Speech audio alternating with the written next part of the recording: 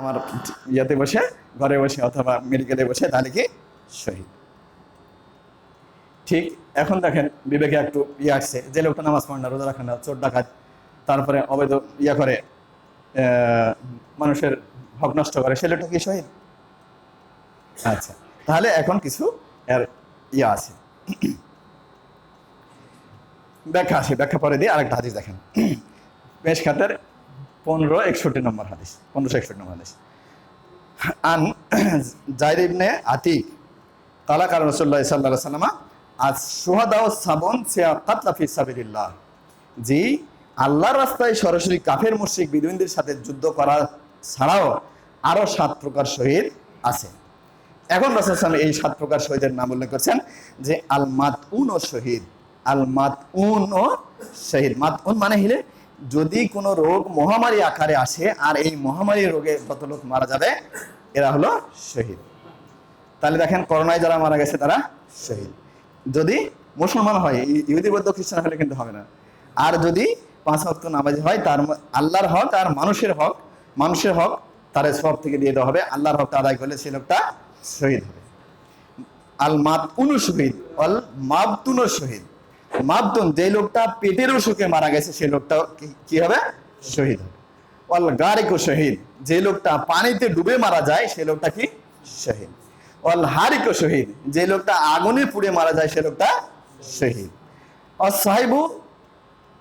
সাহিবুল হাদমে ফাহুয়া শহীদ, সাহিবুল হাদমে হলো যে লোকটা চাপা পড়ে মারা যায় সে লোকটা শহীদ। এবার দেখেন বাস চাপা, ট্রাক চাপা, রেলগাড়ি চাপা, তারপরে মোটর গাড়ি চাপা, তারপরে মনে করেন দেওয়াল চাপা, তারপরে মনে করেন পাহাড় চাপা, এই যত লোক চাপা পড়ে মারা যাবে এই লোকটা শহীদ। ও সাহিবু জাতু জানবে, সাহিবু জাতু জানবে একটা রোগের নাম, এই রোগটা হলো ফোড়া অথবা টিউমার, যেটা বগলে হয় অথবা পেটের ভিতরে হয়, এখান থেকে প্রচন্ড রক্তক্ষরণ হয়, মনে করেন নাক মুখ চোখ অন্য যে কোনো জায়গা আছে রক্ত বের হওয়ার, এই জায়গা থেকে রক্ত বের হয়, এটা কখনো আটকানো যায় না, এই রোগে মারা যায় সেই লোকটা শহীদ। অল মারাতু তামতু বিজুমিন ফাহুয়া শহীদ, আর যদি কোনো মহিলা বাচ্চা প্রসবে মারা যায় সে লোকটাও, সেই মেয়েটাও শহীদ। সুবহানাল্লাহ। তাহলে এখানে আল্লাহ রাসূল শহীদ কিয়ামত পর্যন্ত জারি রেখেছেন, তারা বেডে মারা গেলে তারা কি হবে? শহীদের মর্যাদা পাবে। এরপরে বললাম কি, যে আমি আপনি সবাই বেডে মারা গেলে শহীদ, এই ব্যাপারে একটা কোরআনের আয়াতও আছে। সেটা হলো 7 নম্বর সূরা 19 নম্বর আয়াত, সূরা হাদীদ। এখানে বলছে ইন্নাল্লাযিনা আমানু ওয়াল্লাযিনা আমানু বিল্লাহি ওয়া রাসূলিহি উলাইকা হুমুস সিদ্দিকুন, ওয়াল্লাযিনা আমানু বিল্লাহি ওয়া রাসূলিহি উলাইকা হুমুস সিদ্দিকুন, যে যারা আমানু বিল্লাহি আল্লাহর উপরে ঈমান আনে আর রাসূলের উপরে ঈমান আনে, উলাইকা হুমুস সিদ্দিকুন তারা হলো সিদ্দিক, ওয়াস শুহাদা তারা হলো শহীদ। এই জায়গাতে আল্লাহ উল্লেখ করছেন এই কথাটা। তাহলে কারা শহীদ? এখানে কিছু হাদিস থেকে ব্যাখ্যা নিয়ে আসতে হবে। সেটা হলো, আচ্ছা আমরা হাদিস দেখি। বুখারী শরীফের 10 নম্বর হাদিস, যে আন আব্দুল্লাহ ইবনে ওমর ক্বালা ক্বালা রাসূলুল্লাহ সাল্লাল্লাহু আলাইহি ওয়াসাল্লাম আল মুসলিমু মান সালিমাল মুসলিমুনা মিন লিসানিহি ওয়া ইয়াদিহি ওয়াল মুহাজিরু মান হাজারা মা নাহাল্লাহু আনহু, মুত্তাফাকুন আলাইহি। যে মুসলমান তার নাম, মুসলমান কার নাম? মুসলমান তার নাম যার হাত এবং মুখের ক্ষতি থেকে অন্য মুসলমান সম্পূর্ণ নিরাপদ, তার নাম মুসলমান। এবার আমি আপনি নিজেকে প্রশ্ন করে দেখেন যে আমি আপনি এই হাদিসের মধ্যে আছে কিনা। যদি আমি আপনি এই হাদিসের মধ্যে থেকে থাকি, হয়তো আল্লাহ রাসূল আমাকে আপনাকে এই হাদিসের মধ্যে যদি থাকতে পারি, তাহলে আমাকে আপনাকেই ঘোষণা করেছেন আমরা পেটে মারা গেলেও শহীদ। তাহলে কি বললাম? যদি আমার হাত এবং মুখ থেকে অন্য মুসলমান সম্পূর্ণ নিরাপদ হয়, তাহলে আমি আপনি বেডে মারা গেলেও কি হলো? শহীদ। আর একটা হাদিস আছে, সেটা হলো মান সালাল্লাহু শাহাদাতা বিসিদকিন বাল্লাগাল্লাহু শুহাদা ওয়া ইন মাতা আলা ফিরাশি, যে যদি কোনো লোক শহীদদের মর্যাদা চায় আন্তরিকতার সাথে, সেই লোকটা বেডে মারা গেল, রাসূল বলছে তারা কি হবে? শহীদের মর্যাদা দেওয়া হবে। আচ্ছা, এরপরে দেখেন আরো হাদিস, সেটা হলো মুসলিম শরীফের 6411 নম্বর হাদিস। আন আউফ বিন মালিক, আউফ বিন মালিক বলতেছে যে আকামতু মা রাসূলুল্লাহ সাল্লাল্লাহু আলাইহি ওয়াসাল্লাম বিল মাদিনাতে সানাতান, আউফ বিন মালিক বলতেছে যে আমি মদিনাতে রাসূলের সাথে 1 বছর কাটালাম। মোহাম্মা মানাউনি আমাকে বিরত রেখেছে, আল হিজরাতা ইল্লাল মাসআলাতা, যে রাসূলের কাছ থেকে প্রশ্ন করে ইসলামের বিধিবিধান শিখার সুযোগটাই আমাকে হিজরত করা থেকে বিরত রেখেছে। ফাসআলতুহু, আমি রাসূলকে প্রশ্ন করলাম, মাল বিররু ওয়াল ইসম, যে হে আল্লাহ রাসূল, পুণ্য কি এবং পাপ কি? পুণ্য কি এবং পাপ কি? তখন রাসূল বলছে, আল বিররু হুসনুল খুলুক। আল বিররু হুসনুল খুলুক। রাসূল বলতেছে কি, বিররু হলো, পূর্ণ হলো, সদাচরণের নাম পূর্ণ। তাহলে সদাচার, ভালো আচরণের নাম পূর্ণ। তাহলে ভালো আচরণটা কি? ভালো আচরণ, আগের হাদিসটা হলো ভালো আচরণ, যে আমার হাত এবং মুখ যদি অন্য মানুষের ক্ষতি না করে, তাহলে আমার এই আচরণের নাম হলো ভালো আচরণ। এই আচরণের নাম কি? ভালো আচরণ। এরপরে রাসূল সাল্লাল্লাহু এবার বলতেছে, অমাল ইসমু, হে আল্লাহ রাসূল, পাপ কি? তখন রাসূল সাল্লাল্লাহু বলল, মা হাকাফি নাফসিকা ওয়া কারহতা আইয়াতলি আলাইহিন নাস, যে মা হাকাফি নাফসিকা, তোমার অন্তরে যেটা সন্দেহের সৃষ্টি করে, যেটা ভালো অথবা খারাপ, এটা ভালো অথবা খারাপ, অথবা এটা খারাপ আমার আপনার অন্তরে বলে দেয়, তাহলে এটাই পাপ। ওয়া কারহতা আইয়াতলি আলাইহিন নাস, আর তুমি, আমি চাই যে এটা আমি আপনি একাই জানি, অন্য কেউ না জানুক, এই কাজের নাম হলো পাপ। তার মানে আমি যদি চুরি করি, আমি চাইবো আমি আপনি একাই জানি, অন্য কেউ না জানুক। আমি যদি ডাকাতি দিই, তাহলে আমি চাইবো আমি আপনি একাই জানি, অন্য কেউ না জানুক। আমি যদি ব্যভিচার করি, তাহলে আমি চাইবো আমি আপনি একাই জানি, অন্য কেউ না জানুক। যদি আমরা এই সমস্ত কাজ বর্জন করে চলতে পারি, তাহলে আমি পূর্ণাঙ্গ কামেল মানুষ। আর আল্লাহ রাসূল হয়তো এই সমস্ত পূর্ণাঙ্গ কামেল মানুষকে বলেছেন, হয়তো সে বেটে মারা গেলেও শহীদ, যদিও যদিও সে আল্লাহ রাস্তায় জিহাদ করেনি, যদিও সে বেড়েই মারা গেছে।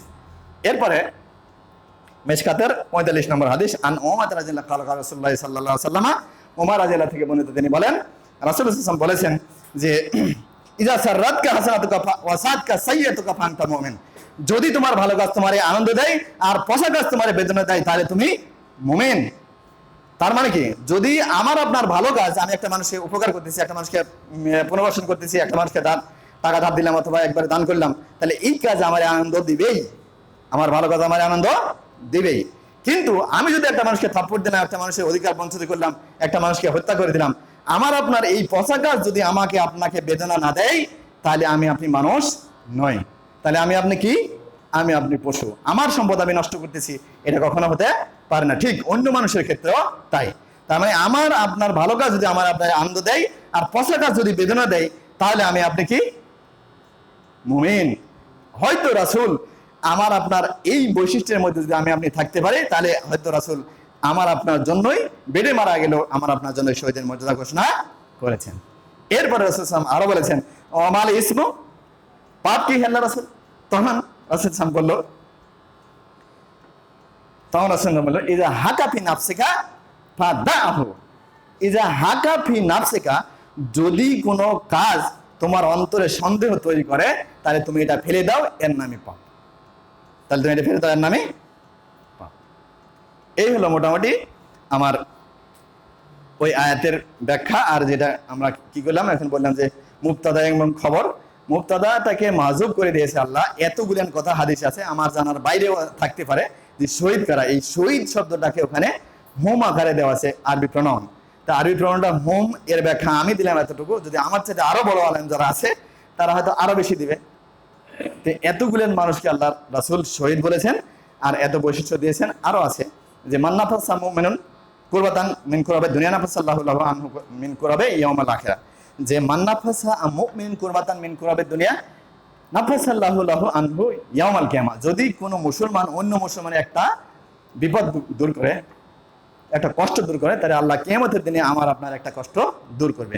ওমান ইয়াসরা মুসলিমান সাতরাহু ওমা ইয়াসরাল্লাহু লাহু ফিদ দুনিয়া ওয়াল আখিরা, যদি আপনি মুসলমান ভাইয়ের একটা কাজ সহজ করে দেন, তাহলে রাসূল বলছে যে কিয়ামতের দিন আল্লাহ আপনার কাজ সহজ করে দিবেন।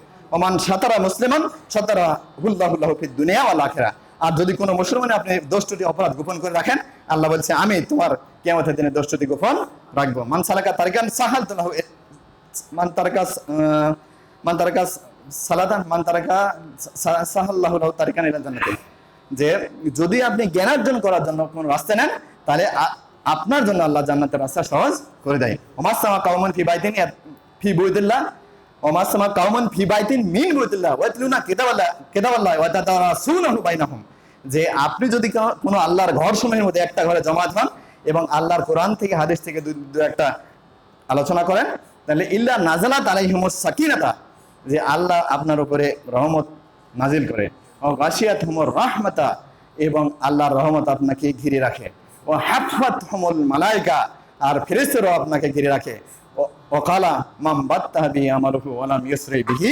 নাসাবুহু, এবং বলে মাম বাত্তা বিহি আমালুহু, যার কর্ম তাকে পিছিয়ে দেয়, যার কর্ম তাকে খারাপ বানায়, ওয়ালাম ইউসরি বিহু নাসাবুহু, বংশমর্যাদা তাকে উন্নত বানাতে পারে না। তার মানে কি হয়েছে? তার মানে বলতেছে আমার আপনার ভালো কাজ দুনিয়াতে আমাকে আপনাকে কি করে বড় বানাবে, কিন্তু আমার আব্বা যদি অনেক বড় হয়ে থাকে, ম্যাজিস্ট্রেট, ডাক্তার, মাস্টার, ইঞ্জিনিয়ার হয়ে থাকে, আর আমি যদি ফাঁকি দিই, আমি যদি চুরি ডাকাতি করি, তাহলে আমার মর্যাদা কখনো বাড়বে না। যাক, অনেক কথা বললাম, কথার মধ্যে যেন ভুল না থাকে, তারপরে সন্দেহযুক্ত না থাকে, এই তন্দ করে পড়ছি। আর তারপরেও মানুষ যদি ভুল বলে থাকে, তাহলে আল্লাহ